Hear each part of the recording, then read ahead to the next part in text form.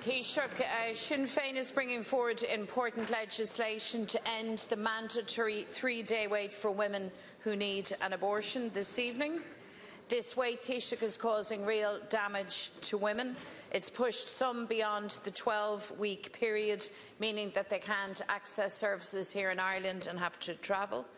Women who have suffered sexual assault, live with domestic violence, coercive control, are left in a really awful situation, and it's meant real hardship for very many women who struggle to get a GP appointment in their county. Changing the law, removing the 3-day wait, would ensure that women can access healthcare when they need it. So, I believe we can do this together, Taoiseach, and I hope that every TD will look to trust, to care and to compassion when they cast their vote on this matter tomorrow night.